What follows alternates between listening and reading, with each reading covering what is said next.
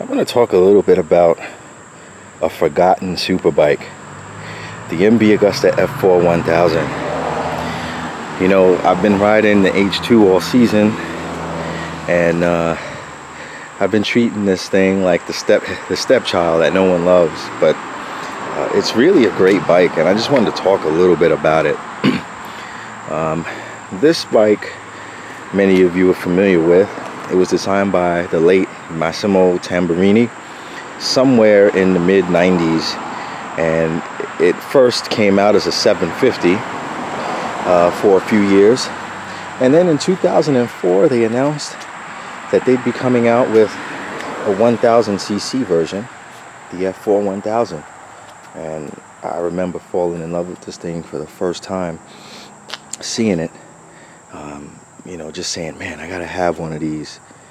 And finally in 2006 I was able to get one, and you know, honestly, it's been a love-hate relationship. You know, these things are tremendous motorcycles. Mine makes about 146 to the wheel on the dyno, but that was before I installed this aftermarket RG3 exhaust system, and I'll let you hear it in a minute. It sounds very throaty, and it's probably making somewhere around 150 to the wheel now. But you know, it's a really good bike. It handles nice. It's flickable for a 1000, and if you notice, it uses, similar to the H2, a steel trellis frame. Now, you have the trellis, and then you have these aluminum frame braces, if you will, in the back, and it has a very unique ride. It's almost like it flexes mid-corner, and then it settles, and it's very stable, and then when you kind of get on the gas, it has like an elasticity to it, like you spring out of the corner. I mean, that's honestly the best way I can describe it. As you can see, I had a little bit of carbon fiber. These are ram air covers, and the key guard, and I got a carbon fiber chain guard in the back. This sprocket is not stock. This is a 45 tooth. I think this bike came with a 40, so I was up 5 teeth in the back. It tops out right now at about 170. I remember these Aculine rear sets. These were actually prototypes that were made for my friend's F4 1000R. When he sold this bike, he was nice enough to give me these Aculine rear sets that are really adjustable. This is a factory stand. Everybody got free stands, compliments of MV Agusta if you bought a bike brand new. And as you can see, the brakes are a little bit dated. They're not rated. They're not a radial setup, but they're adequate. You know, if you put a grippier pad on it, it'll still get you stopped pretty good. And I believe it came with steel braided line standard, so that was a nice touch. And all in all, a really decent bike. As you can see, it's electronic here, the TPS, and the single-sided swing arm, of course. These bikes nowadays, you can find great deals on them. The 750s do hold their value. They're usually around 5,000 to 6,000, 7,500 for like special editions like the SBR. But the 1000s can be had from anywhere from about 8,000 to about $12,000, depending on the mileage and condition. Mine has about 5,000 miles, and no, it's not for sale. I love the thing. I may not ride it much, but it's like a piece of art to me. And given that MV Agusta has been in some financial trouble, I've been accumulating some spares. For example, I picked up this pristine airbox on eBay, and also one of these side panels. And the reason why I got this is because if you look over here, the battery tender's in there, and sometimes, and it's happened to me a couple of times, if I don't secure this properly, it flies off and it gets damaged. So I bought a spare just to have in the event of a mishap. I'd like to get some more spares in the future, but with these type of projects, slowly but surely, because parts don't come up all that often. So now I'm gonna start it up for you, and mind you, this exhaust system, the headers are stock stainless steel, and I have a mid pipe in there that removed the catalytic converter, and you probably can't see it. I don't feel like taking the side panels off now, but there was a mid pipe. It ran about $330, and this is a stainless steel silencer on the end, and if you get close enough you can see that these holes are pretty big. The diameters are a lot bigger than stock. I'll probably take a video and show you the stock ones at some point. The hole inside is a lot smaller, so the RG3s they let the bike breathe a little bit.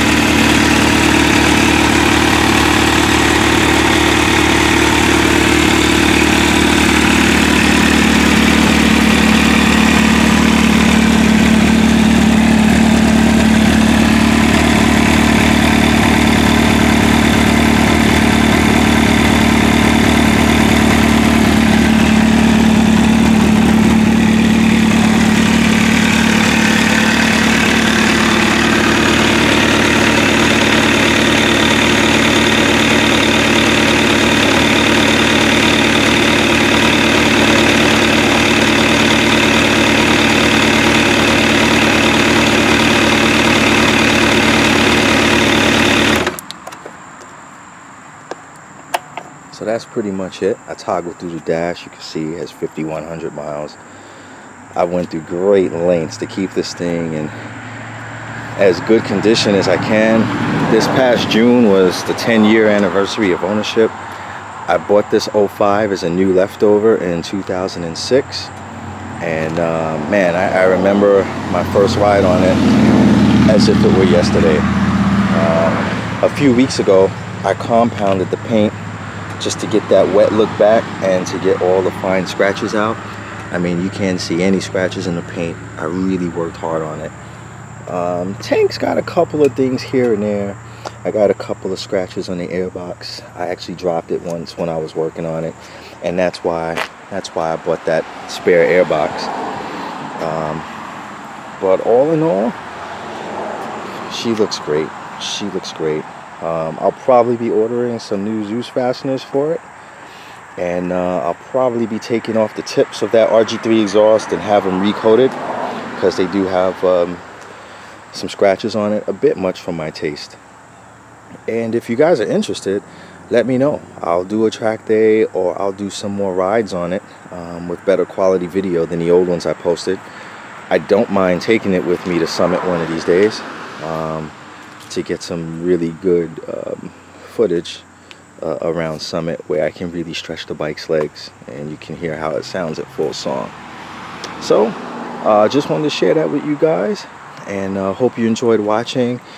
And actually, you know, before I go, one of the things I want to point out about this is that, you know, with its age, the seat actually loses some of its color. I may be replacing this as well if I can find one. But yeah, that's pretty much it. The 2005 F4 1000. They make anywhere from 145 to 150 horsepower, depending on state of tune and weather conditions. Excellent handler, and that it comes with a Sachs rear shock in the back, which is very good, almost Penske good in my opinion, and Marzocchi forks, which are very thick. They're about 51 millimeters. They're beefy forks, and they really keep the front end planted. This is a nice piece, guys. If you're out there and you're looking for something different, something that's still fast and capable around the track or high speed runs, this will be $8,000, $9,000, $10,000 well spent. I think you would love it. So that's it for now, and thanks for watching, and stay tuned for more videos, guys.